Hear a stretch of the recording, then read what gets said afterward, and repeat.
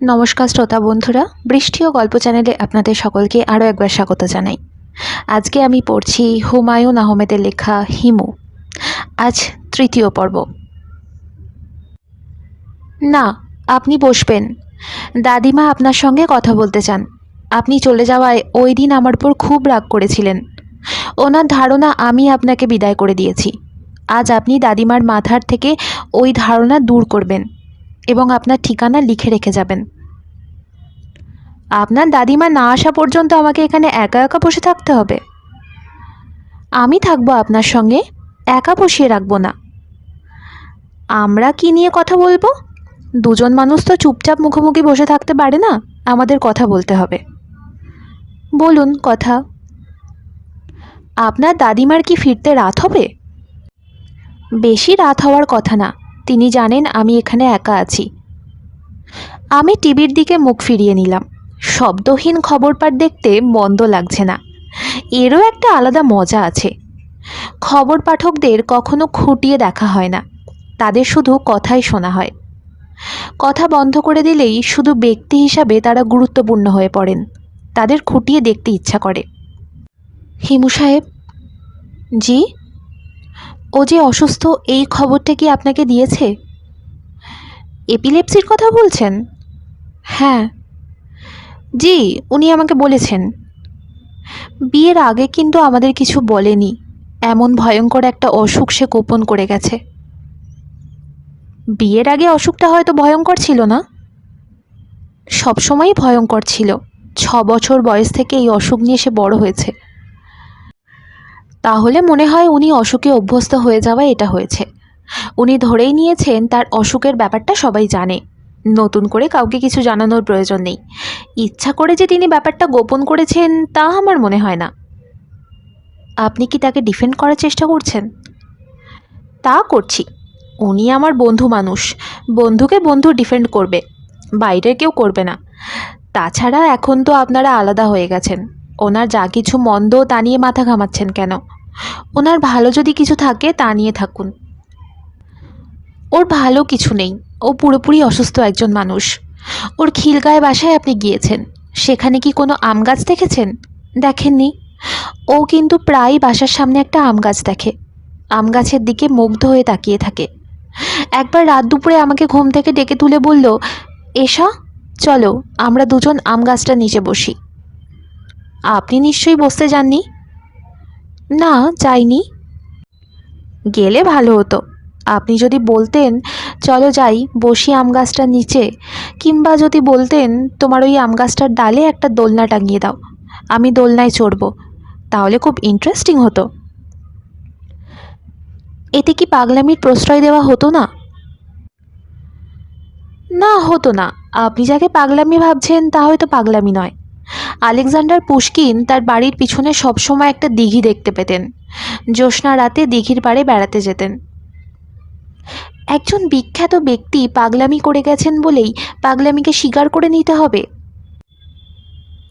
না না, হবে না, এমনি বললাম। আপনি ওই লোকটাকে ছেড়ে এসে ভালোই করেছেন, ও বেশি দিন বাঁচবেও না। স্বামীর মৃত্যু আপনাকে দেখতে হবে না, আপনাকে বিধবা শব্দটার সঙ্গে যুক্ত হতে হবে না। তাছাড়া একজন ভয়াবহ অসুস্থ রুগ্ন মানুষের সঙ্গে যুক্ত থেকে নিজের জীবনটাকে নষ্ট করবেন কেন? একটাই তো আপনার জীবন, একটাই পৃথিবী। দ্বিতীয় কোনো পৃথিবী আপনার জন্য নেই, সেটাকে নষ্ট করার কোনো মানে হয় না। তাছাড়া মোর্শেদ সাহেবের আপনাকে প্রয়োজন নেই, তার কাছে নিজস্ব পৃথিবী, নিজস্ব আম গাছ আছে। অল্প যে কদিন বাঁচবে তিনি তার আম গাছ নিয়ে কাটিয়ে দিতে পারবেন। আপনার তো কোনো আম গাছ নেই, কাজেই আপনার একজন ভালো বন্ধুর প্রয়োজন। অমর খৈয়াম পড়েছেন? ওইখানে ওই তরুর তলে, তোমার আমার কৌতূহলে যে কটি দিন কাটিয়ে যাব প্রিয়, সঙ্গে রবে সুরার পাত্র, অল্প কিছু আহার মাত্র, আরেকখানি ছন্দমধুর কাব্য হাতে নিয়ে। ও মারা যাবে কেন? শরীর খুবই খারাপ, তাছাড়া টাকা পয়সাও নেই, বাড়ি ভাড়া বাকি পড়েছে। বাড়িওয়ালা খুব তাড়াতাড়ি মনে হয় বাড়ি থেকে বের করে দেবে। তখন খেয়ে না খেয়ে পথে পথে ঘুরতে গিয়ে কিছু একটা ঘটিয়ে ফেলবে। আপনি জানেন না, ওর অনেক বড় বড় আত্মীয় স্বজন আছে। ওই লোক কি আত্মীয় স্বজনের কাছে যাবে? হাত পাতবে ওদের কাছে? না। এশা, এখন আমি উঠব, আরেকদিন আসব। আপনার দাদিমার জন্য আর অপেক্ষা করতে পারছি না। আমাকে একজন সাইকিয়াট্রিস্টের কাছে যেতে হবে, অ্যাপয়েন্টমেন্ট আছে। রাত 9টায় অ্যাপয়েন্টমেন্ট, 9টা প্রায় বাজতে চলল। কবে আসবেন? খুব শীঘ্রই আসব। এশা, আপনাকে আরেকটা কথা বলা প্রয়োজন মনে করছি।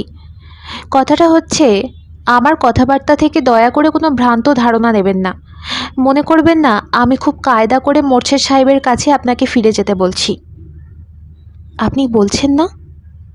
অবশ্যই না। মোর্শেদ সাহেব যদি পুরোপুরি সুস্থ হয়ে উঠতেন আমি হয়তো বা বলতাম। সেই সম্ভাবনা একেবারেই নেই। উঠি এশা। ডক্টর ইরতাজুল করিম সাহেবও ঠিক এশার মতো ভঙ্গিতে আমার দিকে তাকালেন, যেন চিনতে পারছেন না। সালাম আলাইকুম ডাক্তার সাহেব, আমি হিমু। কি ব্যাপার? আপনার সঙ্গে আমার অ্যাপয়েন্টমেন্ট আছে। আমার সঙ্গে অ্যাপয়েন্টমেন্ট? আপনি ডায়েরিতে লিখে রেখেছেন, প্রথম যেদিন এসেছিলাম সেদিন বলেছিলেন 1 সপ্তাহ পর রাত 9টার দিকে আসতে। বসবো? বসুন। শুরু করব? কি শুরু করতে চাচ্ছেন? জীবন কাহিনী। আমার বাবা কি করে আমাকে মহাপুরুষ বানানোর চেষ্টা করতে লাগলেন, তিনি কতটুকু পারলেন কতটুকু পারলেন না, অর্থাৎ ওই রাতে যেখানে শেষ করেছিলাম সেখান থেকে শুরু। হিমু সাহেব। জি? আমার একটা মেয়ে অসুস্থ হয়ে হাসপাতালে পড়ে আছে। আপনি সেই খবর খুব ভালো করেই জানেন। ওর এখন স্কিন গ্রাফটিং হবে। শরীরের বিভিন্ন জায়গা থেকে চামড়া কেটে লাগানো হচ্ছে। আমি মানসিকভাবে বিপর্যস্ত, রোগী দেখছি না, কিছু করার নেই বলে চেম্বারে এসে বসেছি। আমি তাহলে চলে যাই? এসেছেন যখন বসুন, আমার কাছে আপনার একটা ডিনার পাওনা আছে। আসুন আমরা একসঙ্গে ডিনার করি। ঘরে গত 7 দিন ধরে রান্নাবান্না হচ্ছে না। আমার স্ত্রী থাকেন হাসপাতালে, কাজেই আমরা কোনো একটা হোটেলে বসবো। আপনার আপত্তি আছে? না, আপত্তি নেই। চলুন তাহলে ওঠা যাক। আমরা গুলশান এলাকার একটা চাইনিজ রেস্টুরেন্টে ঢুকলাম। ডাক্তার সাহেব বললেন, এই রেস্টুরেন্টটা ছোট কিন্তু খাবার খুব ভালো। এদের কুক একজন ভিয়েতনামি মহিলা, তিনি খাবার তৎক্ষণাৎ তৈরি করে দেন। আপনি কি খাবেন মেনু দেখে অর্ডার দিন, আমি নিজে শুধু একটা স্যুপ নেব। আপনি কি মদ্যপান করেন? জি না। বিয়ার? বিয়ার নিশ্চয়ই চলতে পারে। আপনি খান, আমার লাগবে না। বিয়ারের ক্যান খুলতে খুলতে ডাক্তার সাহেব বললেন, আমি আপনার একটা বিষয় জানার জন্য আগ্রহী। আপনার ভবিষ্যৎ বলার ক্ষমতা, এই ক্ষমতা কি সত্যি আপনার আছে? আমি জানি না, মাঝে মাঝে যা ভাবি তা হয়ে যায়। সে তো সবারই হয়, আপনারও নিশ্চয়ই হয়। না, আমার হয় না। অবশ্যই হয়, ভালো করে ভেবে দেখুন। এরকম কি হয় না যে আপনি দুপুরে বাসায় ফিরছেন, আপনার মনে হলো আজ বাসায় বেগুন দিয়ে ইলিশ মাছ রান্না হয়েছে, খেতে বসে দেখলেন সত্যিই তাই। এটা হচ্ছে কোইন্সিডেন্স। আমার ব্যাপারগুলো কোইন্সিডেন্স, এর বাইরে কিছু না। আপনি বলতে চাচ্ছেন আপনার কোনো ক্ষমতা নেই? না। ডাক্তার সাহেব 3টে বিয়ার শেষ করে চতুর্থ বিয়ারের ক্যানে হাত দিলেন। মদ্যপানে তিনি খুব অভ্যস্ত বলে মনে হচ্ছে না। চোখ টোক লাল হয়ে গেছে, কথা জড়িয়ে যাচ্ছে। হিমু সাহেব। জি? আমার কিন্তু ধারণা আপনার ক্ষমতা আছে। আপনার বাবা পুরোপুরি ব্যর্থ হননি। স্ট্রেঞ্জ কিছু জিনিস আপনার ভেতর তৈরি করতে পেরেছেন। তার একটা হচ্ছে মানুষকে প্রভাবিত করার ক্ষমতা। এই ক্ষমতা আপনার প্রচুর আছে। এই ক্ষমতা অল্প বিস্তর সবারই আছে, আপনার অনেক বেশি আছে। ইয়াদ সাহেবের সঙ্গে কি রিসেন্টলি আপনার দেখা হয়েছে? না।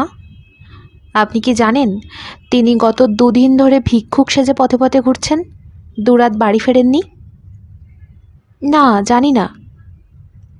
ইয়াদ সাহেবের স্ত্রী আপনি আসার কিছুক্ষণ আগেই আমার কাছে এসেছিলেন। ভদ্রমহিলা যে কী পরিমাণ মানসিক অর্ডিয়েলের ভেতর দিয়ে যাচ্ছে তা তাকে না দেখলে বিশ্বাস করা অসম্ভব। আপনি তাকে কি বলেছেন? বলেছি এটা সাময়িক ঝোঁক, ঝোঁক কেটে যাবে। ইয়াদ সাহেব বাসায় ফিরবেন। আপনার কি ধারণা হিমু সাহেব? কোন ধারণার কথা জানতে চাচ্ছেন? ইয়াদ সাহেবের প্রসঙ্গে জানতে চাচ্ছি। ওনার ঝোঁক কাটতে কতদিন লাগবে? বলতে পারছি না, ঝোঁক নাও কাটতে পারে। তার মানে? খাওয়া বন্ধ করে আমি সিগারেট ধরতে ধরতে বললাম, মানুষ খুব বিচিত্র প্রাণী ডাক্তার সাহেব। সে সারা জীবন অনেক কিছুরই অনুসন্ধান করে ফেরে। সেই অনেক অনুসন্ধানের একটি হলো তার অবস্থান। সে কোথায় খাপ খায় তা জানতে চায়। সেই বিশেষ জায়গাটা যখন পেয়ে যায় তখন তাকে নড়ানো কঠিন হয়ে পড়ে। আপনি ভুলে যাচ্ছেন হিমু সাহেব, মানুষ খুব র্যাশনাল প্রাণী। মানুষ মোটেই র্যাশনাল প্রাণী নয়। সমস্ত পশু পাখি কীটপতঙ্গ র্যাশনাল, কিন্তু মানুষ নয়। যখন বৃষ্টি হয় পাখি তখন বৃষ্টির হাত থেকে বাঁচার জন্য গাছের নিচে আশ্রয় নেয়। এর কোনো ব্যতিক্রম নেই। মানুষের ভেতর ব্যতিক্রম আছে। এদের কেউ কেউ ইচ্ছা করে বৃষ্টিতে ভেজে, কেউ কেউ গাছের নিচে দাঁড়ায় ঠিকই, কিন্তু মন পড়ে থাকে বৃষ্টিতে। সে মনে মনে ভিজতে থাকে। হিমু সাহেব। জি? আপনি কিছুই খাচ্ছেন না। খাবারটা কি আপনার পছন্দ হচ্ছে না? জি না, সব কিছুর মধ্যে কেমন ধোঁয়া ধোঁয়া গন্ধ পাচ্ছি। ডাক্তার সাহেব বিল মিটিয়ে উঠে দাঁড়াতে দাঁড়াতে বললেন, আপনাকে কোথায় নামিয়ে দেব বলুন? কোথাও নামাতে হবে না, আমি এখান থেকেই হেঁটে হেঁটে চলে যাব। অনেকটা দূর কিন্তু। খুব দূর নয়। আবার কবে আপনার কাছে আসবো ডাক্তার সাহেব? আপনাকে আর আসতে হবে না, আমি আপনার চিকিৎসা করব না। আপনার কি ধারণা আমি অসুস্থ না? বুঝতে পারছি না। আচ্ছা, গুড নাইট। বাসায় ফিরতে ফিরতে রাত 1টা বেজে গেল। মেসের অফিসে বাতি জ্বালিয়ে জীবনবাবু বসে আছেন। আমাকে দেখেই বললেন, আপনার জন্য বসে আছি হিমু ভাই। আপনাকে বলেছি না আমি একটা ভয়ঙ্কর বিপদে পড়েছি। বিপদের কথাটা বলতে চান? জি। আসুন আমার ঘরে, বলুন। জীবনবাবু অনেকক্ষণ আমার ঘরে চৌকিতে বসে থেকে কিছু না বলেই চলে গেলেন। খুব জাঁকিয়ে শীত পড়েছে। আমার ঘরের জানালায় একটা কাঁচ ভাঙা। শীতের ঠান্ডা হাওয়া আসছে। জীবনবাবুকে বলতে মনে থাকে না, আজ কী বার? বৃহস্পতিবার। পাশের ঘরে তাস খেলা হচ্ছে, হইচই শোনা যাচ্ছে। বিছানায় যাবার পর লক্ষ্য করলাম মাথা ধরা শুরু হয়েছে।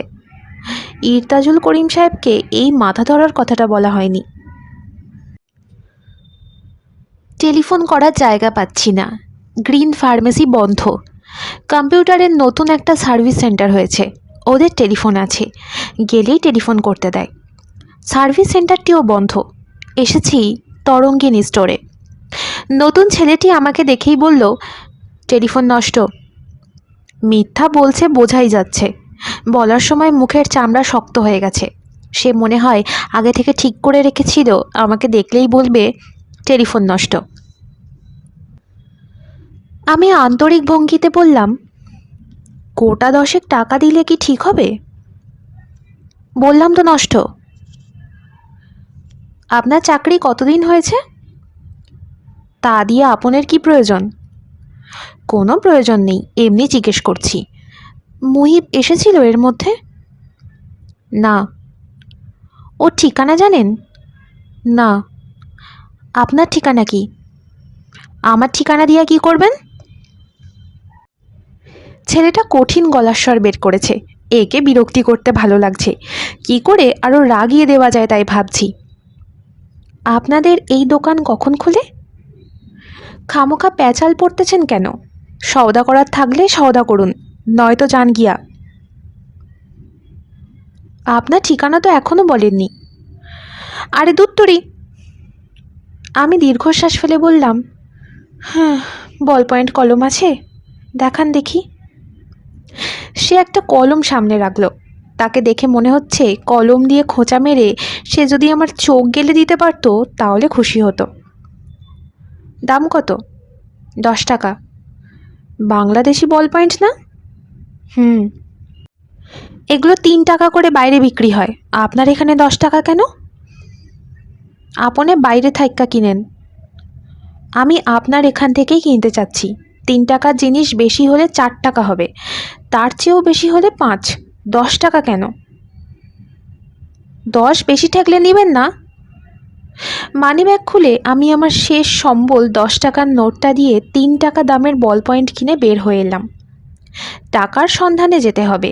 মাসের প্রথম তারিখে ফুফা আমাকে 400 টাকা দেন। শর্ত এটাই, আমি কখনো তার বাসায় যেতে পারবো না। তার ছেলে বাদল যেন কখনো আমার সঙ্গে দেখা না পায়। ফুফার ধারণা আমার প্রভাবে বাদলের সর্বনাশ হচ্ছে। বাদলকে বাঁচানোর একমাত্র উপায় আমার কাছ থেকে দূরে রাখা। 2 মাস ফুফার কাছ থেকে টাকা নেওয়া হয়নি। ফুফার অফিস ঘরে শীতকালেও এয়ার কুলার চলে।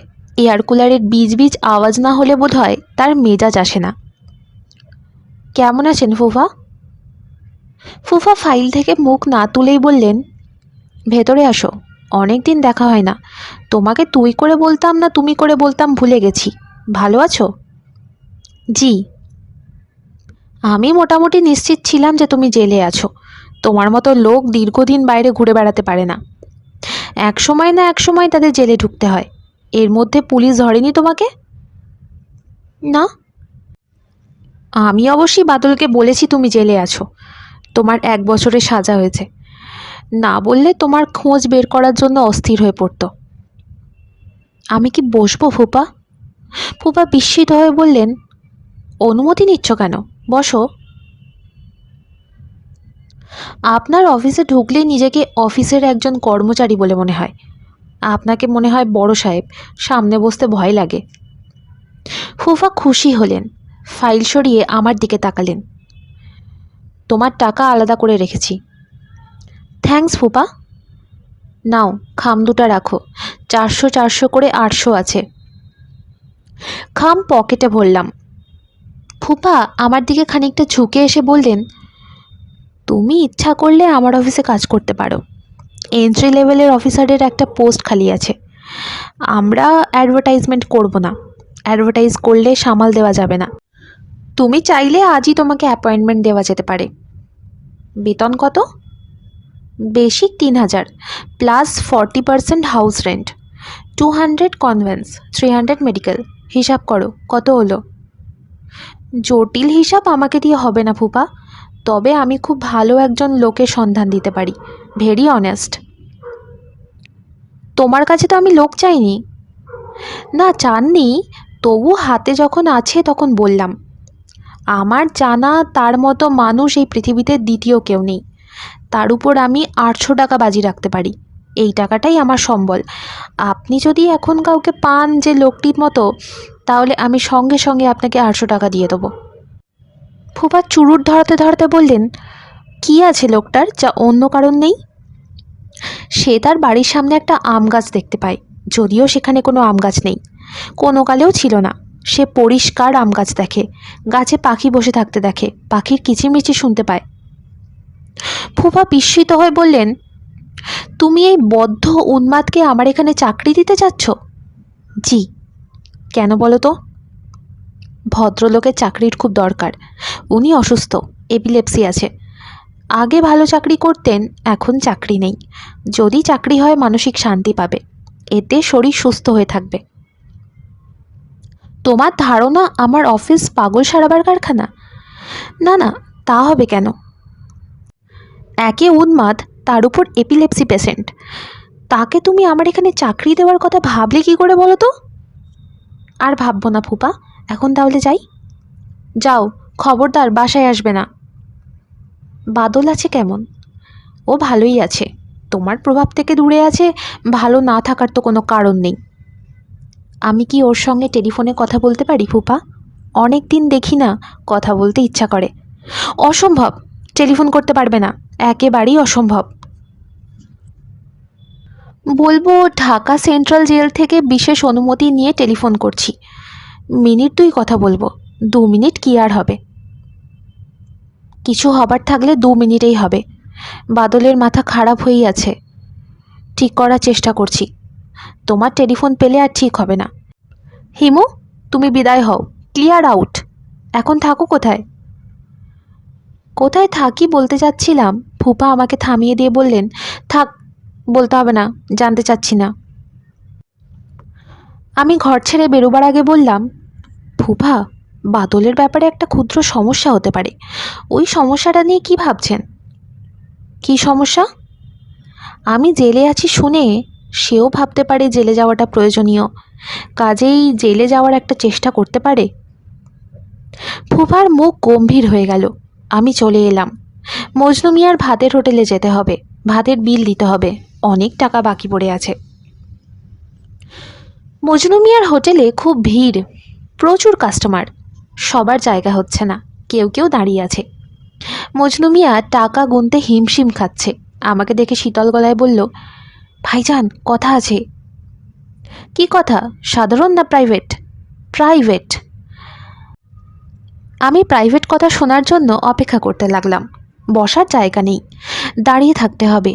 মজনু মিয়া তার ছোট ভাইকে ক্যাশে বসিয়ে এগিয়ে এলো। আমি বললাম, খুব ভালো বিজনেস হচ্ছে মজনু মিয়া, ব্যাপার কি? ব্যবসা পাইতে হইল আপনার ভাগ্যের ব্যাপার, কখন কি হয় কিছু বলা যায় না। কয়েকদিন ধরে দেখতাছি আমার সামনের হোটেলে সব বাঁধা কাস্টমার এইখানে আসতেছে। বয় বাবুর্চি তো বাড়াতে হবে, এরা পারছে না, আরও কয়েকজন নিন। দেখি। আর এদের বেতন বাড়িয়ে দিন। বাজে কথা বলবেন না তো হিমু ভাই, বাজে কথা শুনলে ভালো লাগে না। আচ্ছা যান, বাজে কথা বলবো না, আপনার প্রাইভেট কথা শুনবো। প্রাইভেট কথাটা কি? আপনি যে আপনার এক ভাগ্নেকে গোছায় দিয়ে গেলেন, তার আছে মির্গি ব্যারাম। ওই দিন দুপুরে শরীর কাঁপতে কাঁপতে পড়ে গেল। কেলেঙ্কারি অবস্থা, কাস্টমাররা সব খাবার ফেলে উঠে দাঁড়িয়েছে। তাতে অসুবিধা কি? অসুবিধা আছে না, ওই রকম রুগী নিয়ে কারবার করলে তো হবে না ভাইজান। দোকানের বদনাম হবে, লোকজন আসা কমে যাবে। আপনি উনারে আমার দোকানে আসতে নিষেধ করে দেবেন। আচ্ছা, নিষেধ করে দেব। আপনি রাগ হলেও কিছু করার নেই, আপনার জন্য সব মাপ। কিন্তু হিমু ভাই, পাগল ছাগল মির্গি রোগী এদের আমি দোকানে ঢুকতে দিব না। ওই দিন আপনার ভাগ্নেকে দেখে আমি কানে হাত দিয়েছি। অনেক কাস্টমার বাইরে দাঁড় হয়েছিল, গন্ডগোল দেখে ভিতরে ঢুকে নাই। আপনার ভাগ্নেকে আমি বলে দিয়েছি আর যেন এখানে না আসে। আপনি নিজেই বলে দিয়েছেন? জি ভাইজান, আমি বলেছি মির্গি রোগী আমার দরকার নেই। আমি পকেট থেকে সিগারেট বের করতে করতে বললাম, রুগ্ন মানুষের প্রতি মমতা দেখানোর বদলে আপনি দেখাচ্ছেন ঘৃণা, এটা কি ঠিক হচ্ছে? রোগটা তো আপনারও হতে পারত। তাছাড়া ওই যে আজ আপনার দোকানে এত বিক্রি বেড়েছে, হয়তো আমার ভাগনার কারণেই বেড়েছে। এই কদিন তাকে যত্ন করে খাইয়েছেন বলেই বেড়েছে। এখন তাকে বিদায় করে দিয়েছেন, দেখা যাবে হুট করে বিক্রি বার্তা পড়ে যাবে। আমাকে ভয় দেখিয়ে লাভ নেই হিমু ভাই, আমি ভয় খাওয়ানোর লোক না। ওই মির্গি রোগী আমি আর দোকানে ঢুকতে দেব না। আচ্ছা ঠিক আছে, আপনি মনে কিছু নেবেন না হিমু ভাই, আপনার জন্য আমি আছি, অন্য কারোর জন্য না। আমি মজনু মিয়ার টাকা পয়সা মিটিয়ে মোর্শেদ সাহেবের খোঁজে গেলাম। খিলগাঁয়ে তার বাড়িতে তাকে পাওয়া গেল না, তালা বন্ধ। বাড়িওয়ালাকে খুঁজে বের করলাম, বয়স্ক ভদ্রলোক। তিনি আমাকে খুব আন্তরিকতার সঙ্গে ঘরে নিয়ে বসালেন, বললেন উনি বাসা ছেড়ে দিয়েছেন। আমি বললাম, কোথায় আছে জানেন? জি না। বাসা ছেড়েছেন কবে? গত পরশু। 2 মাসের ভাড়া পাওনা ছিল, উনি ভাড়া টাড়া সব মিটিয়ে দিয়ে গেছেন। আমি বললাম, থাক, ভাড়া দিতে হবে না, বাদ দেন। রাজি হলেন না। জিনিসপত্রগুলো কোথায়? জিনিসপত্র কিছু তো ছিল না, একটা খাট, কিছু চেয়ার টেবিল, ওই সব একটা ঘরে তালা দিয়ে রেখেছে। বলেছি এক সময় এসে নিয়ে যাবেন, কোনো অসুবিধা নেই। ভদ্রলোকের উপর মায়া পড়ে গিয়েছিল বুঝলেন, ভালো চাকরি করছিল, সুন্দর সংসার, হঠাৎ কী যে হয়ে গেল দেখেন, সব ছাড়খাড়। যাওয়ার সময় বাসার সামনে খোলা জানলাটায় দাঁড়িয়ে খুব কাঁদছিল, দেখে মনটা খারাপ হয়ে গেল। আমার বড় বৌমা বলল, বাবা, ওনাকে বলেন বাসা ছাড়ার কোনো দরকার নেই, ওনাকে থাকতে বলেন। এইগুলা হচ্ছে ভাই ভাবের কথা, সংসার তো ভাই ভাবের কথায় চলে না। তা তো ঠিকই, বিনা পয়সায় থাকতে দিলে আমার চলে কি করে? আমি তো এতিমখানা খুলি নাই। এই কথাই বৌমাকে বুঝিয়ে বললাম।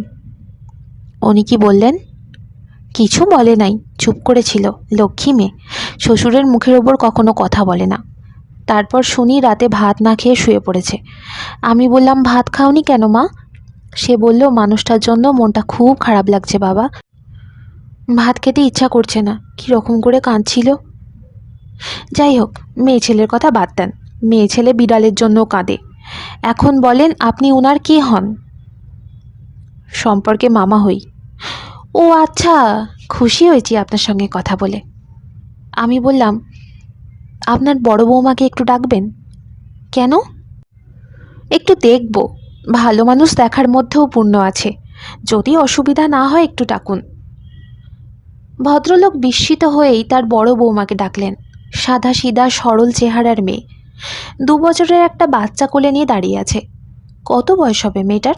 খুব বেশি হলে 19-20।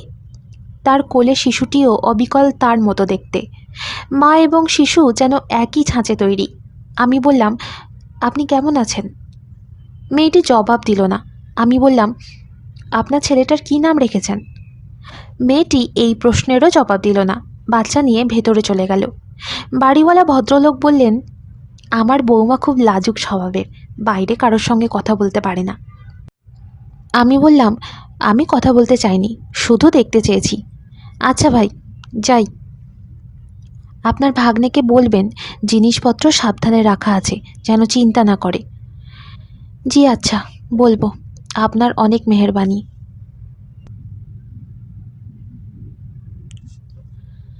নিতুর একটা চিঠি এসেছে। নিতুর স্বভাবও দেখা যাচ্ছে ইয়াদের মতো। চিঠি পাঠিয়েছেন ইংরেজিতে টাইপ করে, ডাকে পাঠাননি, হাতে হাতে পাঠিয়েছেন। নিতুর ম্যানেজার চিঠি নিয়ে এসেছে।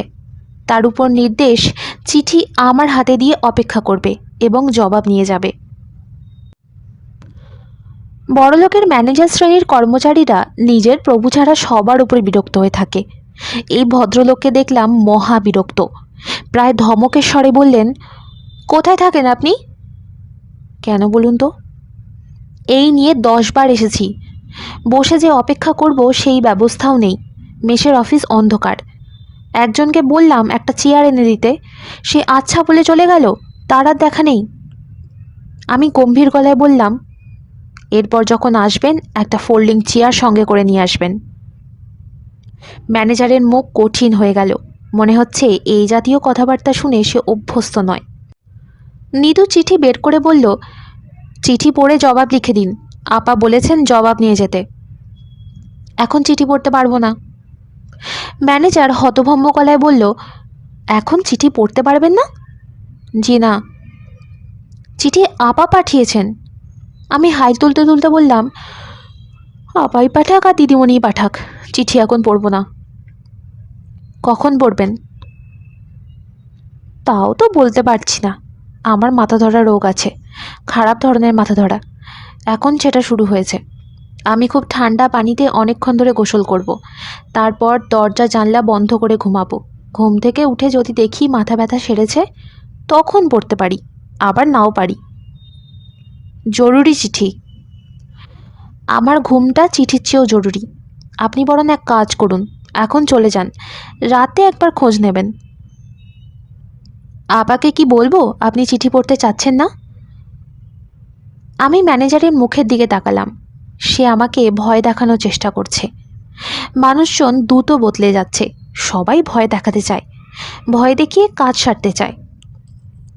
কেউ ভয় দেখালে উল্টা তাকে ভয় দেখাতে ইচ্ছা করে। ম্যানেজার বেটাকে চূড়ান্ত রকমের ভয় কি করে দেখানো যায়, মাথায় কিছুই আসছে না। ম্যানেজার কঠিন মুখ করে বললেন, আমি কি ওনাকে বলবো যে উনি বলেছেন যখন ওনার ইচ্ছা হবে তখন পড়বেন, এখন ইচ্ছা হচ্ছে না? আমি হাই তুলতে তুলতে বললাম, হ্যাঁ বলতে পারেন। আচ্ছা, বলবো। চিঠিটা সঙ্গে করে নিয়ে যান, রাতে যখন আসবেন তখন নিয়ে আসবেন। আপনি কাজটা ঠিক করছেন না। সবাই তো আর ঠিকঠাক কাজ করে না, কেউ কেউ ভুলভাল কাজ করে। আমি ভুলভাল কাজ করতে অভ্যস্ত। আপনি চিঠি নিয়ে চলে যান। জি না, আমি অপেক্ষা করব। বেশ, অপেক্ষা করুন। আমার ঘরে একটা চেয়ার আছে, বের করে নিয়ে যান, বারান্দায় বসুন। শুভ বিকেল। আমি চেয়ার বের করে দিলাম। দীর্ঘ সময় নিয়ে গোসল সারলাম। ম্যানেজার বসে আছে মূর্তির মতো। আমি দরজা বন্ধ করে ঘুমোতে গেলাম। ঘুম ভাঙল সন্ধ্যায়। দরজা না খুলেই ডাকলাম, ম্যানেজার সাহেব। জি। আপনি এখনও আছেন? জি। সঙ্গে গাড়ি আছে? আছে। তাহলে তরঙ্গিনী স্টোরে চলে যান, একটা বল পয়েন্ট কিনে আনবেন। চিঠির জবাব লিখতে হবে। আমার কাছে একটা বল পয়েন্ট আছে, 10 টাকা দিয়ে কিনলাম, লেখা দিচ্ছে না। আমার কাছে কলম আছে। আপনার কলমে কাজ হবে না, আমাকে লিখতে হবে নিজের কলমে। তরঙ্গিনী স্টোর থেকেই কিনতে হবে? জি। স্টোরটা কোথায়? বলছি, আপনার কাছে বল পয়েন্টের দাম হয়তো 3 টাকা চাইবে, কিন্তু আপনি দেবেন 10 টাকা। নিতে না চাইলে জোর করে দেবেন। ম্যানেজার নিঃশ্বাস ফেলে বলল, জি আচ্ছা দেব, আপনি দয়া করে চিঠিটা পড়ুন।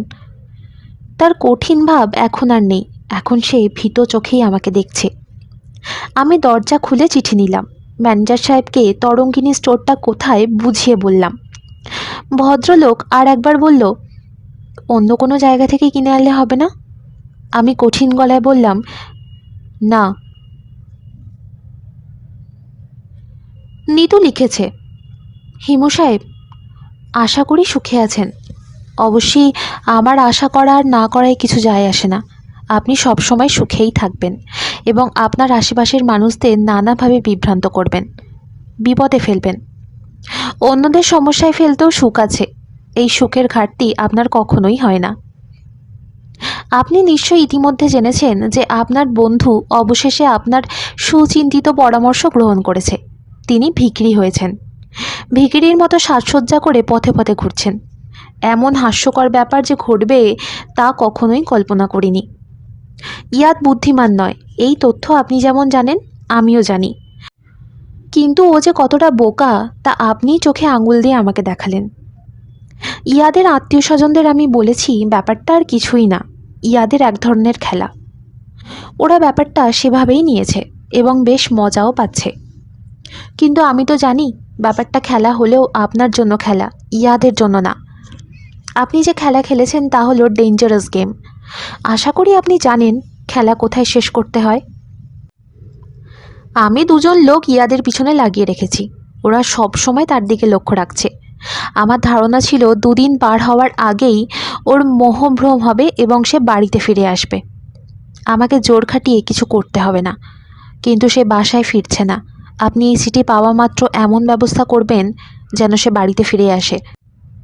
আমি একটা ব্যাপার খুব পরিষ্কার করে আপনাকে জানাতে চাই, তা হলো ও বোকা হোক যাই হোক, ওকে আমি অসম্ভব ভালোবাসি। ভালোবাসা মাপার যন্ত্র বের হয়নি, বের হলে আমার ভালোবাসার পরিমাণ আপনাকে মেপে দেখাতাম। ওর কোনো রকম ক্ষতি আমি সহ্য করতে পারবো না, কাউকে এই ক্ষতি করতেও দেব না। ও কোথায় রাত্রি যাপন করে তা আমাদের ম্যানেজার সাহেব জানেন, উনি আপনাকে সেখানে নিয়ে যাবেন। ওর মাথা থেকে ভূত সরিয়ে আপনি ওকে আমার কাছে ফিরিয়ে দেবেন এবং আর কোনোদিনও ওর সঙ্গে যোগাযোগ রাখবেন না। আপনার জন্য এই কাজ কঠিন নয়, বেশ সহজ। এই সহজ কাজের জন্য আমি অনেক বড় মূল্য দিতে প্রস্তুত। Tell me your price.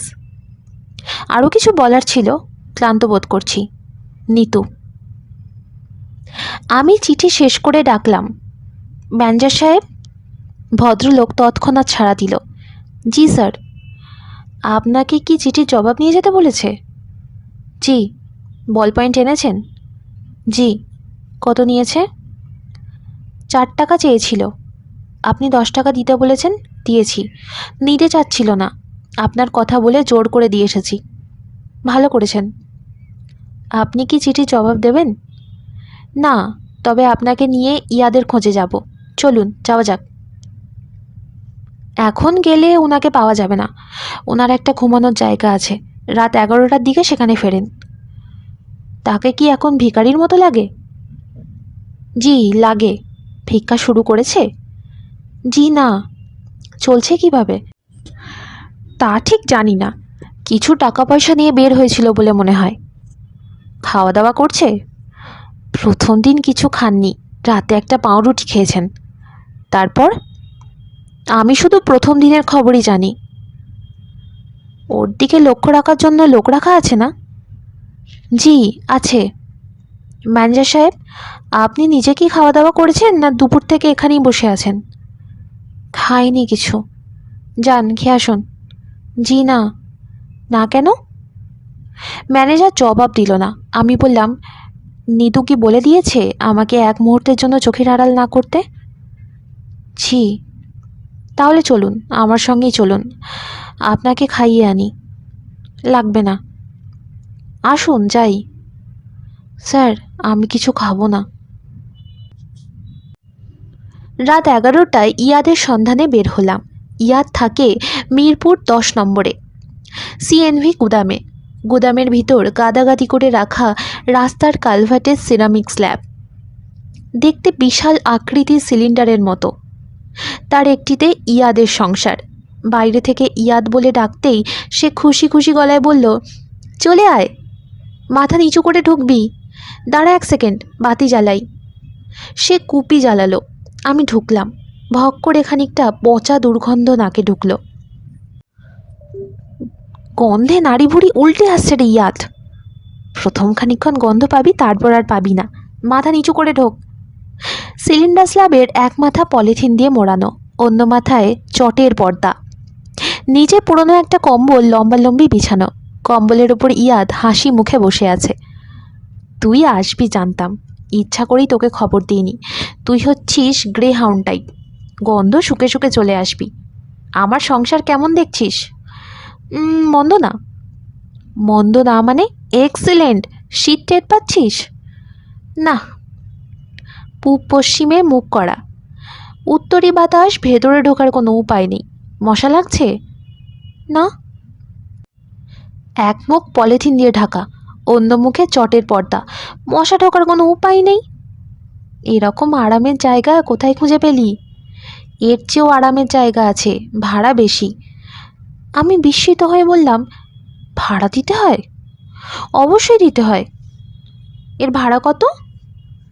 2 টাকা। মাসে 2 টাকা? ইয়াদ বিরক্ত হয়ে বলল, তুই কি পাগল টাগল হয়ে গেছিস? শায়েস্তা খাঁর আমল ভেবেছিস? পার নাইট 2 টাকা। শীতকালে চার্জ বেশি, গরমকালে পার নাইট 1 টাকা। মাস চুক্তির কোনো ব্যাপার নেই। ভাড়া নেয় কে? সর্দার আছে, সর্দার নেয়, সিএনবির দারোয়ান নেয়, পুলিশ নেয়, অনেক ভাগাভাগি, পুরোপুরি জানি না। 2 টাকার ভাড়া দিয়ে কেউ থাকে? অবশ্যই থাকে, কোনোটা খালি নেই। তাছাড়া অনেক স্পেস, কোনোটায় পুরো ফ্যামিলি আঁটে। চা খাবি? তোর এখানে কি চা বানানোর ব্যবস্থা আছে? আরে না, তবে কাছে পিঠেই আছে, ডাক দিলে দিয়ে যাবে। চা, সিগারেট, পান। সুখে আছিস মনে হয়। অবশ্যই সুখে আছি, কোনো রকম চিন্তা ভাবনা নেই। কে কি বলল তা নিয়ে কোনো মাথা ব্যথা নেই। কি আরামের ঘুম যে হয় তুই বিশ্বাস করতে পারবি না। আমার কি মনে হয় জানিস, আরামের ঘুম কি জিনিস এটা জানার জন্যই আমাদের সবার কিছুদিনের জন্য হলেও ভিখারি হওয়া উচিত।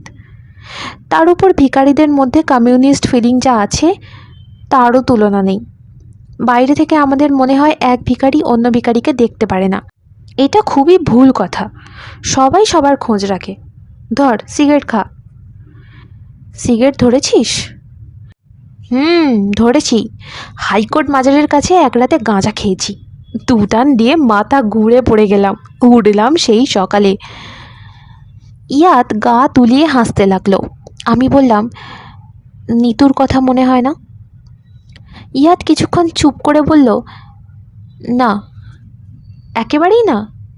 হুম। তুই বলায় মনে পড়ল। ও কেমন আছে জানতে চাস না? ভালো আছে তো বটেই, খারাপ থাকবে কেন? তোর আসল কাজ কেমন এগোচ্ছে? এগোচ্ছে না? অবশ্যই আমি নিজেই গা করছি না। তারা তো কিছু নেই, হোক ধীরে সুস্থে। আগে ওদের মেইন স্ট্রিমের সঙ্গে মিশে যাই, তারপর। ওদের মেইন স্ট্রিমের সঙ্গে এখনো মিশতে পারিসনি? হুম। ওরা খুব চালাক, বুঝলি হিমু। চট করে ধরে ফেললে যে আমি ওদের একজন হব না, বাইরের কেউ। কিছু বলে না? না, কিছু বলে না, চুপ করে থাকে। তবে আমার মতো অনেকেই আছে। বলিস কি? নানান ধান্দায় ভিখারি সেজে ঘোরে। বিদেশি আছে বেশ কয়েকজন, এর মধ্যে একটা আছে নেদারল্যান্ডের, বিরাট চোর, চা খাবি কি না তা তো বললি না, খাবি? খাবো। ইয়াদ চট করে পর্দা সরিয়ে ডাকলো, তুলসী, তুলসী, দুটো চা। তুলসীকে দেখে রাখ, অসাধারণ একটা মেয়ে। আমি আমার জীবনে এত ভালো মেয়ে দেখিনি। কী যে বুদ্ধি! তোর তো অনেক বুদ্ধি। তোকেও সে এক হাটে কিনবে আর অন্য হাটে বেচে ফেলবে, তুই টেরও পাবি না। তুলসীর বয়স কত? 7-8 হবে, বেশি না। ও কি ভিক্ষা করে? গাবতলী বাসস্ট্যান্ডে চা বিক্রি করে। তুলসীর বাবা আর সে দুজনের ব্যবসা, ভালো রোজগার। তুলসী চা নিয়ে ঢুকলো। মেয়েটার গায়ে সুন্দর গরম সোয়েটার, মাথার চুল লাল, স্বর্ণকেশী বালিকা। ইয়াদ বলল, তুলসী হলো আমার খুব ক্লোজ ফ্রেন্ড। তুলসী আর চোখে আমাকে দেখল, কিছু বলল না। ইয়াদ বলল, চায়ের কাপ থাক, পরে নিয়ে যাবি। হিমু, তুলসীকে কেমন দেখলি? ভালো। মারাত্মক বুদ্ধি। কি করে বুঝলাম জানিস? তুলসী আমাকে বলল, দুজন লোক আমার ওপর নজর রেখেছে। আমি কিচ্ছু বুঝিনি। দুজন তাহলে তোর ওপর নজর রেখেছে? নিতুর কাণ্ড। আমাকে সারাক্ষণ চোখে চোখে রাখা হলো তার অভ্যাস। কোনো দিন দেখব টুটিফুটি নিয়ে উপস্থিত হয়েছে। উপস্থিত হলে কি করবি? ইয়াদ গম্ভীর গলায় বলল, সত্যি সত্যি উপস্থিত যদি হয় তাহলে বলবো, আমার সঙ্গে থেকে যাও নিতু। কি মনে হয় তোর, নিতু থাকবে? কিছু বলা যায় না, থাকতেও পারে। এখানে থাকাটা কিন্তু আরামদায়ক। এক রাত থেকে যা, তুই নিজেই টের পাবি। থাকবি? হুম, আমার দম বন্ধ হয়ে আসছে। কুপির ধোঁয়ায় দম বন্ধ হচ্ছে। কুপি নিভে গেলেই দেখবি আরাম। ইয়াদ ফু দিয়ে কুপি নিভিয়ে দিল। চারদিকে ঘর অন্ধকার, এমন অন্ধকার আমি জীবনে দেখিনি। হিমু, ভিখারিদের সঙ্গে আমার একদিন দুদিন থাকলে হবে না, অনেক দিন থাকতে হবে। এখনও ঠিকমতো ডাটা কালেক্ট করতে পারিনি, তবু অদ্ভুত অদ্ভুত তথ্য পাচ্ছি। একটা তোকে বলি, আমাদের ধারণা মাসের 1-2 তারিখের দিকে ভিখারিরা বেশি ভিক্ষা পায়। লোকজনের হাতে বেতনের টাকা থাকে, তারা ভিক্ষা বেশি দেয়। ব্যাপারটা মোটেই তা না। সবচেয়ে বেশি ভিক্ষা পায় মাসের শেষ সপ্তাহে। ইন্টারেস্টিং না? ইন্টারেস্টিং। রিসার্চের অনেক কিছু আছে। যারা ভিক্ষে দিচ্ছে তাদের নিয়েও রিসার্চ করা দরকার। ওইদিকে কোনো কাজই হয়নি। ভিক্ষুকদের মধ্যে শ্রেণীভেদ আছে, এটা জানিস? জানি না, তবে আন্দাজ করতে পারি। নাস্তিকরা যে ভিখারিদের মধ্যে সবচেয়ে বেশি, এটা জানিস? আজ করতে পারি। ফ্যামিলি স্ট্রাকচার ওদের ভেঙে পড়েছে। স্বামী স্ত্রী একসঙ্গে থাকে, আবার স্ত্রী অন্য কারোর সঙ্গে থেকে কিছুদিন পর স্বামীর কাছে ফিরে আসে। স্বামীর বেলাতেও এটা সত্যি। এরা সম্পূর্ণ নতুন ধরনের এক সমাজ তৈরি করেছে। সেই সমাজের আইন কানুন আলাদা। এরা যাযাবরদের মতো হয়ে যাচ্ছে। কোথাও এক নাগাড়ে 3 রাতের বেশি থাকবে না, ঘুরে ঘুরে বেড়াবে। তোর কাছে ইন্টারেস্টিং লাগছে? লাগছে। ভিখারিদের রোজগার সম্পর্কেও আগে যে সমীক্ষা করেছিলাম সেটা পুরোপুরি ভুল। ভিখারিদের মধ্যে নতুন মা যারা, অর্থাৎ যাদের বাচ্চার বয়স 1 মাস 2 মাস, তারা খুব ভালো রোজগার করতে পারে। তবে এই সব ক্ষেত্রে নতুন মায়ের শরীর দুর্বল বলে বের হতে পারে না। বাচ্চাটা ভাড়া খাটে, 40 থেকে 50 টাকা দৈনিক ভাড়া। এত সব তথ্য পাচ্ছি যে তুই কল্পনাও করতে পারবি না। এই সব তথ্য নিতে নিতেই এক জীবন কেটে যাবে। এর মানে কি এই যে তুই তোর জীবন এই গর্তে কাটিয়ে দিবি, নিতুর কাছে আর ফিরে যাবি না? ইয়াদ হাই তুলতে তুলতে বলল, দেখি। আমি আর যাচ্ছি। কাল আসবি? বুঝতে পারছি না, আসতেও পারি। তোর কিছু লাগবে? লাগলে বল, নিয়ে আসবো। কিচ্ছু লাগবে না। টাকা পয়সা লাগবে? না, পকেটে রুমাল থাকলে রেখে যা। সর্দি হয়ে গেছে, রুমালের অভাবে সামান্য অসুবিধা হচ্ছে। ইয়াদের কাছ থেকে বের হয়ে বড় রাস্তায় নেমে দেখি গাড়ি নিয়ে ম্যানেজার অপেক্ষা করছে। আমি বললাম, আপনি এখনো যাননি? চলে যান। আপনাকে পৌঁছে দিয়ে যাই স্যার। আমি হেঁটে বাড়ি ফিরব, পৌঁছে দিতে হবে না। আভাকে কি বলবো?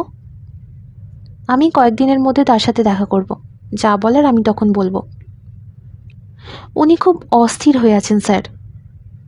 বুঝতে পারছি। আগামীকাল সকালের দিকে আসতে পারবেন না? না। কবে নাগাদ আসবেন? ঠিক দিনটা বললে আমার জন্য ভালো হয়।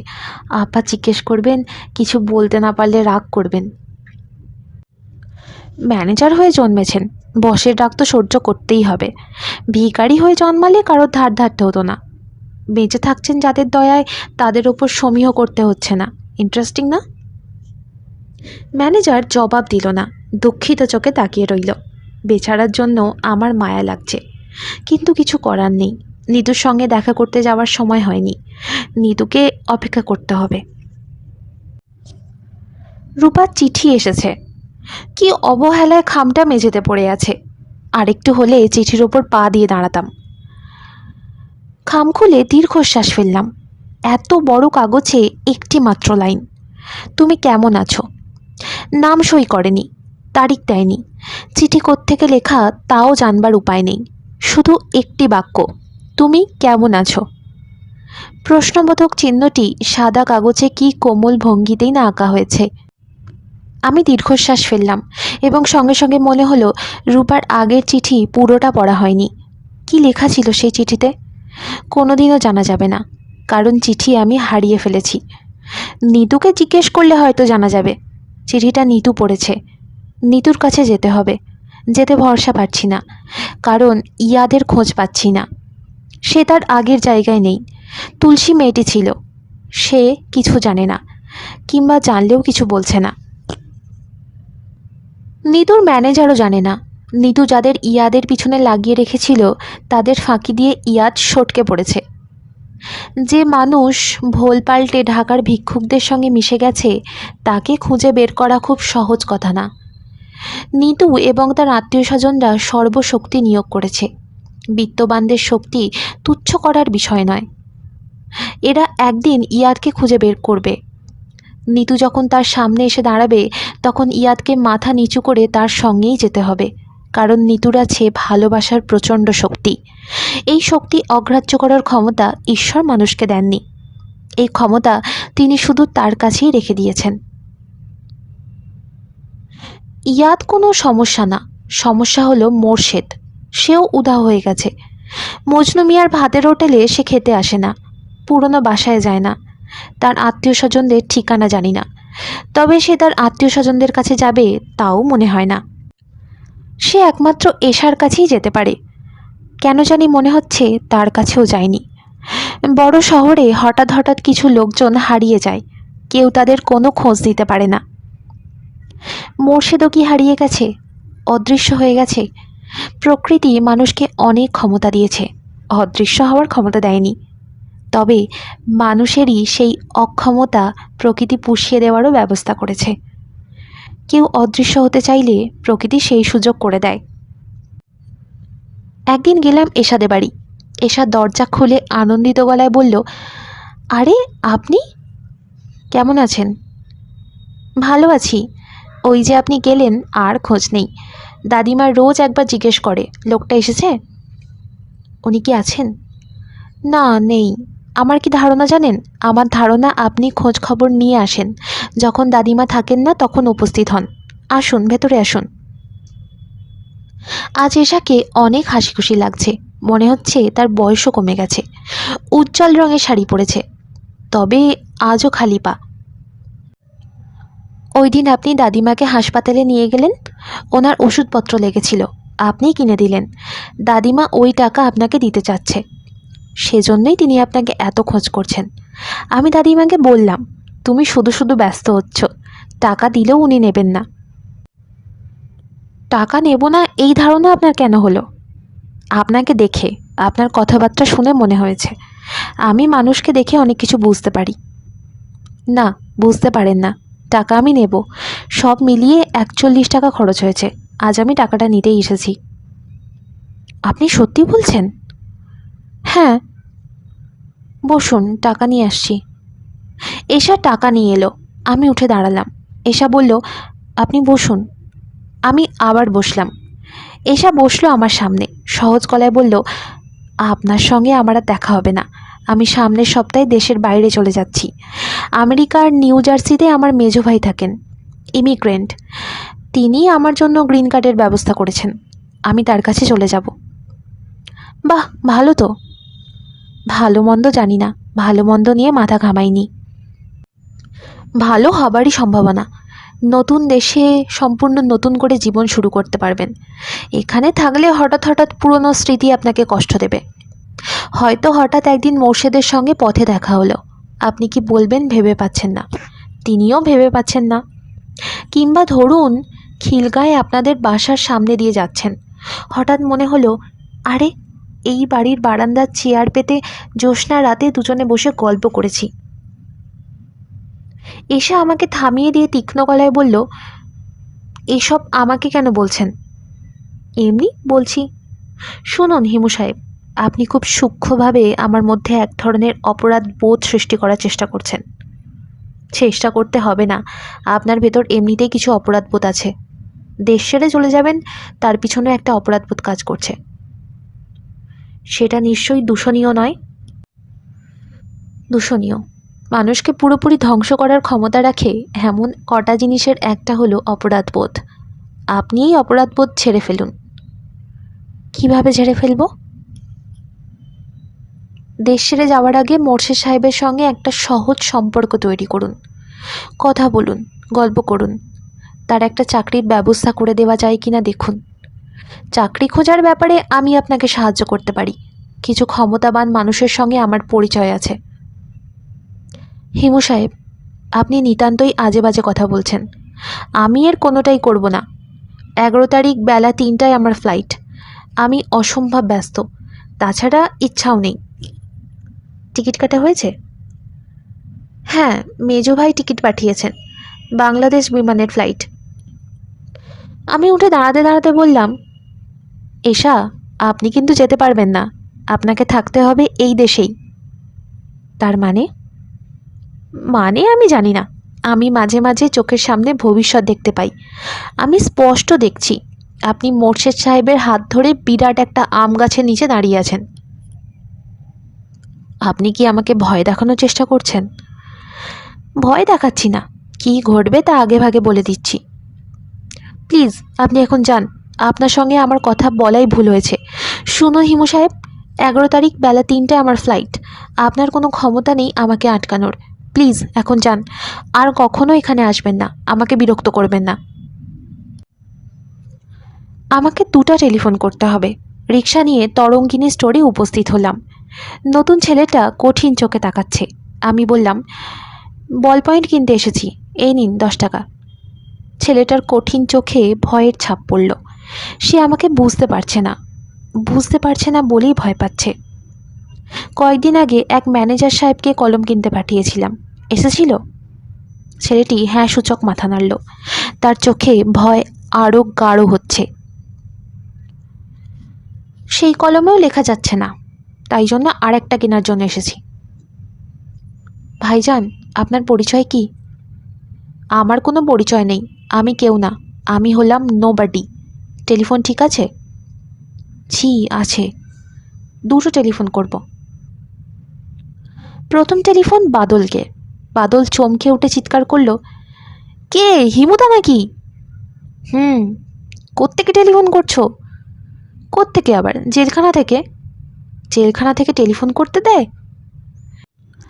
দেয় না, তবে আমাকে দিয়েছে। জেলার সাহেব ব্যবস্থা করে দিয়েছেন। তা তো দেবেনি, তুমি চাইলে কে না বলবে। তোমার কতদিনের জেল হয়েছে? 6 মাস। সে কি, বাবা যে বললো 1 বছর। 1 বছরই হয়েছিল, ভালো ব্যবহারের জন্য মাপ পেয়েছি। তাহলে তোমার সঙ্গে আর মাত্র 3 মাস পর দেখা হবে। হুম। আমার দারুণ লাগছে, গায়ে কাঁটা দিচ্ছে।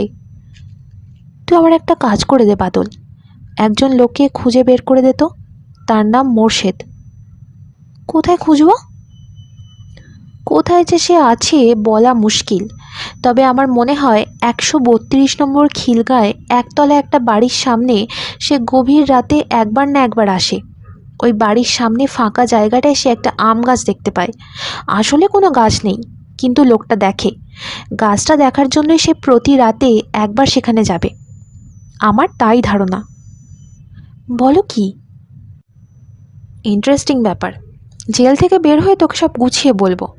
এখন তোর কাজ হচ্ছে ওই লোকটাকে বের করা এবং তাকে বলা যে যেন অবশ্যই 11 তারিখ বেলা 3টার আগে এয়ারপোর্টে বসে থাকে। কেন হিমুদা? একজন মহিলা ওই সময় দেশ ছেড়ে যাবেন, লোকটার সঙ্গে মহিলার দেখা হওয়া উচিত। বলতে পারবি না? অবশ্যই পারবো, শুধু যে পারবো তাই না, আমি নিজেও এয়ারপোর্ট যাব। তোকে যেতে হবে না, তুই শুধু খবরটা দে। আমি টেলিফোন নামিয়ে রাখলাম। মোর্শেদ সাহেবকে আমি নিজেও খুঁজে বের করতে পারতাম, কিন্তু আমার অন্য কাজ আছে। আমাকে যেতে হবে ইয়াদের সন্ধানে। নিতুর সঙ্গেও দেখা করতে হবে। ইয়াদের বাড়ি সব সময় আলোয় ঝলমল করে। সন্ধ্যার পর থেকেই এরা বোধহয় সবকটা বাতি জ্বালিয়ে রাখে। আজ ওদের বাড়ি অন্ধকার। গেট থেকে গাড়ি বারান্দা পর্যন্ত, রাস্তার দুপাশের বাতিগুলো পর্যন্ত নেভানো। শুধু বারান্দায় বাতি জ্বলছে। আমি গেটের দারোয়ানকে জিজ্ঞেস করলাম, কেউ নেই নাকি? আভা আছেন। কুকুর দুটো কোথায়? টুটি ফ্রুটি? ওরা বান্ধা আছে, ভয় নাই, যান। ভয় নেই বললেই বেশি ভয় লাগে। আমি ভয়ে ভয়ে এগোচ্ছি। বারান্দায় বেতের চেয়ারে নিতুকে বসে থাকতে দেখলাম। আজ তার গায়ে সাদা রঙের শাড়ি, সাদা শাড়িতে নীল ফুলের সুতোর কাজ, গায়ে চাদরটাও সাদা। সাদা রং মেয়েদের এত মানায় আজ প্রথম জানলাম। নিতু আমাকে দেখে উঠে এলো, সহজ গলায় বলল, আসুন। ভালো আছেন? হ্যাঁ ভালো। এখানে বসবেন না ভেতরে যাবেন? বারান্দাই ভালো। হ্যাঁ, বারান্দাই ভালো। আপনি কি লক্ষ্য করেছেন বেশিরভাগ সময় আমি বারান্দায় বসে থাকি? আমি লক্ষ্য করেছি। আপনার তাড়া নেই তো? আপনার সঙ্গে অনেক কথা আছে। আমি চা দিতে বলি? টুটি ফুটিকে খাবার দিয়ে আসি। আমি খাবার না দিলে ওরা কিচ্ছু খায় না। নিতু উঠে গেল। আমি স্বস্তির নিঃশ্বাস ফেললাম। ভেবেছিলাম নিতুকে খুব আপসেট দেখাবে, সেরকম মনে হচ্ছে না। আপসেট যদি হয়েও থাকে, নিজেকে সামলে নিয়েছে। আমি লক্ষ্য করেছি ছোটোখাটো ব্যাপারে যারা অস্থির হয়, বড় ব্যাপারগুলোতে তারা মোটামুটি ঠিক থাকে। ঘরে তৈরি সমুচা এবং পট ভর্তি চা ট্রে নিতু নিয়ে এসেছে। এই কাজ সে কখনো করে না, খাবার আনার জন্য অন্য লোক আছে। সমুচা এইমাত্র ভাজা হয়েছে, খান, ভালো লাগবে। সঙ্গে টক দেব? না, টুটি ফুটিকে খাবার দেওয়া হয়েছে? দেওয়া হয়েছে। ওরাও কি সমুচা খাচ্ছে? না, ওরা সেদ্ধ মাংস খাচ্ছে, হলুদ দিয়ে সেদ্ধ করা মাংস। দিনে ওরা একবারই খায়। আমি সমুচা খেতে খেতে বললাম, বিলেতি কুকুর একবার খায়, কিন্তু দেশি কুকুরগুলো সারাক্ষণ খায়, কিছু পেলেই খেয়ে ফেলে। ট্রেনিং দেওয়া হয় না বলে সারাক্ষণ খায়, ট্রেনিং দিলে ওরাও একবেলা খেত। চা ঢেলে দেব? দিন। নিতু চা ঢেলে কাপ এগিয়ে দিল। আমি লক্ষ্য করলাম সাদা শাড়ির সঙ্গে মিলিয়ে নিতু কানে সাদা মুক্ত দুল পড়েছে। মিষ্টি হয়েছে? হয়েছে। নিতু চেয়ারে সোজা হয়ে বসল, বড় করে নিঃশ্বাস নিল। মনে হচ্ছে সে এখন কঠিন কিছু বলবে। আপনি গিয়েছিলেন ইয়াদের কাছে? জি। তাকে বলেছিলেন পাগলামি বন্ধ করে ঘরে ফিরে আসতে? না। আমিও তাই ভেবেছিলাম। আপনি তাকে দেখে খুব মজা পেয়েছেন। একজনকে শুধু কথায় ভুলিয়ে ভিখারিদের সঙ্গে ভিড়িয়ে দেওয়া তো সহজ না, কঠিন কাজ। সবাই পারে না, আপনি পারেন। আমি হাই তুলতে তুলতে বললাম, আমি ওকে কিছু বলিনি, কারণ বলার প্রয়োজন দেখিনি। কেন প্রয়োজন দেখেননি? ও ফিরে আসবে, ওর প্রতি আপনার ভালোবাসা প্রবল। এই ভালোবাসা অগ্রাহ্য করার ক্ষমতা ওর নেই। বড় বড় কথা বলে আমাকে ভোলাতে চাচ্ছেন? না, যা সত্যি তাই বললাম।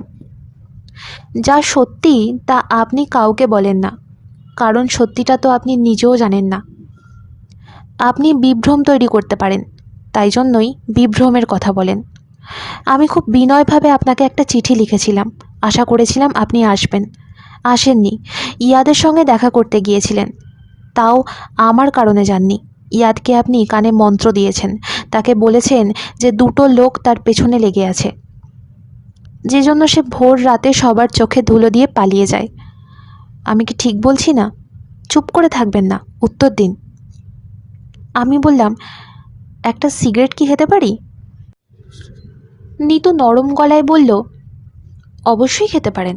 আপনার বন্ধু গাঁজা খেয়ে মাঠে পড়েছিল, আপনি সিগারেট খাবেন না কেন? তবে ভাববেন না আপনাকে আমি সহজে ছেড়ে দেবো। আপনাকে আমি কঠিন শাস্তি দেব। কী শাস্তি? আপনি তো ভবিষ্যৎ বলে বেড়ান, কাজেই আপনি নিজেই অনুমান করুন, দেখি আপনার অনুমান ঠিক হয় কি না। অনুমান করতে পারছি না। চা খাবেন আরেক কাপ? পটে চা আছে। না, আর খাবো না, আমি এখন উঠব। আর আপনি দুশ্চিন্তা করবেন না, ইয়াদ চলে আসবে। সান্ত্বনা দেওয়ার জন্য ধন্যবাদ।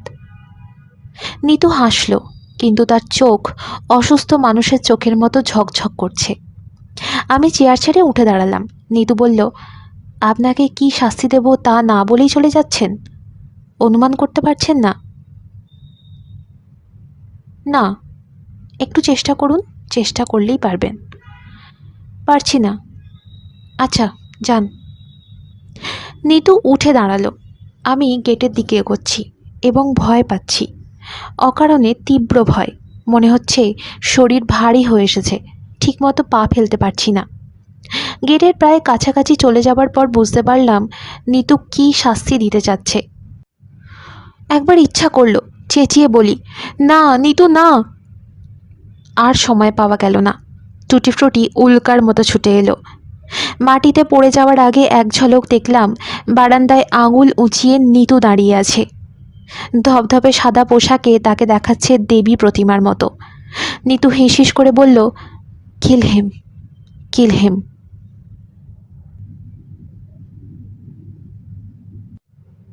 আমি বাস করছি অন্ধকারে এবং আলোয়, চেতন এবং অবচেতন জগতের মাঝামাঝি, টুইলাইট জোন। আমার চারপাশের জগৎ অস্পষ্ট। আমি কি বেঁচে আছি? আমাকে ঘিরে অনেক লোকের ভিড়। এটা কি কোনো হাসপাতাল? আমার কোনো ক্ষুধাবোধ নেই, কিন্তু প্রবল তৃষ্ণা। পানি পানি বলে চিৎকার করতে ইচ্ছা করছে, চিৎকার করতে পারছি না। স্বপ্ন ও সত্যি একাকার হয়ে গেছে। বাস্তব এবং কল্পনা পাশাপাশি হাত ধরাধরি করে এগোচ্ছে। আমি এদের আলাদা করতে চেষ্টা করছি, কিন্তু পারছি না। মোটা গম্ভীর স্বরে একজন কেউ বলছে, হিমু সাহেব, হিমু সাহেব, আপনি কি আমার কথা শুনতে পাচ্ছেন? জবাব দেওয়ার দরকার নেই, জবাব দেওয়ার চেষ্টা করবেন না, শুধু একটু আঙুল নাড়ানোর চেষ্টা করুন। আমি আপনার ডাক্তার। আপনি যদি আমার কথা শুনতে পান তাহলে পায়ের আঙুল নাড়ানোর চেষ্টা করুন। আমি প্রাণপণে পায়ের আঙুল নাড়াতে চেষ্টা করছি, পারি কি পারি না বুঝতে পারি না। মোটা গলার ডাক্তার সাহেবের কথাও শুনতে পাই না। আশেপাশে সব শব্দ অস্পষ্ট হয়ে আসে। তখন গভীর কোনো নৈশব্দ থেকে আমার বাবার গলা শুনতে পাই, খোকা, খোকা, আমার কথা শুনতে পাচ্ছিস? শুনতে পেলে আঙুল ফাঙুল নাড়াতে হবে না, মনে মনে বল শুনতে পাচ্ছি, তাহলেই আমি বুঝব। শুনতে পাচ্ছিস খোকা? পাচ্ছি। তুমি আমাকে খোকা ডাকছো কেন? তুমিই তো নাম দিয়েছিলে, হিমালয়। তোর মা খোকা ডাকতো, এই জন্য ডাকছি। শোন খোকা, তোর অবস্থা তো কাহিল। টুটিফুটি তোর পেটের নাড়ি ভুড়ি ছিঁড়ে ফেলেছে। আমি অবশ্যই খুব খুশি। তুমি খুশি? খুব খুশি। মহাপুরুষ হবার একটা ট্রেনিং বাকি ছিল, তীব্র শারীরিক যন্ত্রণার ট্রেনিং, সেটা হচ্ছে। আমি কি মারা যাচ্ছি? বলা মুশকিল, 50-50 চান্স। এটাও ভালো হলো, 50-50 চান্সে দীর্ঘদিন থাকার দরকার আছে। এই এক অসাধারণ অভিজ্ঞতা। বাবা, তুমি কি সত্যি আমার সঙ্গে কথা বলছো, না এসব আমার মনের কল্পনা? এটাও বলা মুশকিল, 50-50 চান্স। 50% সম্ভাবনা পুরোটা তোর অসুস্থ থাকার কল্পনা। আবার 50% সম্ভাবনা আমি কথা বলছি তোর সঙ্গে। বেশিক্ষণ কথা বলতে পারবো না খোকা, ওরা তোকে মরফিয়া দিয়েছে, তুই এখন ঘুমিয়ে পড়বি। আজ কী বার বাবা, কত তারিখ? জানি না, তোরও জানার দরকার নেই। আমি এবং তুই আমরা দুজনেই এখন বাস করছি সময়হীন জগতে। এই জগৎটা অদ্ভুত খোকা, ভারী অদ্ভুত। এই জগতে সময় বলে কিছু নেই, আলো নেই, অন্ধকার নেই, কিছুই নেই। আমার তারিখ জানার খুব দরকার। 11 তারিখ এশা চলে যাবে। মোর্শেদ সাহেবের এয়ারপোর্টে যাওয়ার কথা। উনি কি গেছেন? এশা কি তার সঙ্গে ফিরে এসেছে? তুই কি চাস সে ফিরে আসুক? চাই। তাহলে ফিরে এসেছে। সময়হীন জগতের মজা হচ্ছে এই জগতের বাসিন্দারা যা চায় তাই হয়। সমস্যা হচ্ছে এই জগতের কেউ কিচ্ছু চায় না। হিমু সাহেব, হিমু সাহেব, আমি আপনার ডাক্তার। আপনি কি আমার কথা শুনতে পাচ্ছেন? শুনতে পেলে পায়ের আঙুল নাড়ান। Good, very good. দেখি এবার হাতের আঙুল নাড়ান। কষ্ট হলেও চেষ্টা করুন, আপনি পারবেন। আপনি অবশ্যই পারবেন। ভেঙে পড়লে চলবে না। আপনাকে মনে জোর রাখতে হবে, সাহস রাখতে হবে। এক সময় আমার জ্ঞান ফেরে। ডাক্তার চোখের বাঁধন খুলে দেন। আমি অবাক হয়ে চারপাশের অসহ্য সুন্দর পৃথিবীকে দেখি। ফিনাইলের গন্ধ ভরা হাসপাতালের ঘরটাকে ইন্দ্রপুরীর মতো লাগে। মায়াময় একটা মুখ এগিয়ে আসে আমার দিকে। ছোট মামা, আমাকে কি চিনতে পারছেন? আমি মোর্শেদ, চিনতে পারছেন? পারছি। এশা কোথায়? ও বারান্দায় আছে। ভেতরে আসতে লজ্জা পাচ্ছে। ওকে কি ডাকবো? না, টাকার দরকার নেই। আপনি কথা বলবেন না ছোট মামা, আপনার কথা বলা নিষেধ। আমি কথা বলি না, চোখ বন্ধ করে ফেলি। আবারও তলিয়ে যাই গভীর ঘুমে। ঘুমের মধ্যেই একটা বিশাল আম গাছ দেখতে পাই। সেই গাছের পাতায় ফোঁটা ফোঁটা জ্যোৎস্না বৃষ্টির মতো ঝরে পড়ছে। হাত ধরাধরি করে দুজন হাঁটছে গাছের নিচে। মানব ও মানবী। এরা কারা? কি ওদের পরিচয়? দুজনকেই খুব পরিচিত মনে হলো। কোথায় যেন দেখেছি। আবার মনে হয় না তো, এদের তো কখনো দেখিনি। অনেক দূর থেকে চাপা হাসির শব্দ ভেসে আসে। আমি চমকে উঠে বলি, কে আপনি? কে? ভারী গম্ভীর গলায় উত্তর আসে, আমি কেউ না, আই অ্যাম নোবডি। শেষ হলো হিমু। গল্প পাঠ আপনাদের কেমন লাগলো কমেন্ট করে জানাতে ভুলবেন না। ভালো লেগে থাকলে বন্ধুদের সাথে শেয়ার করুন, ভিডিওটি লাইক করুন এবং আমার চ্যানেলটি সাবস্ক্রাইব করে আমার পাশে থাকুন। বেশি বেশি করে বই পড়ুন, সুস্থ থাকুন, ভালো থাকুন। শেষ অবধি আমার সাথে থাকার জন্য অনেক ধন্যবাদ।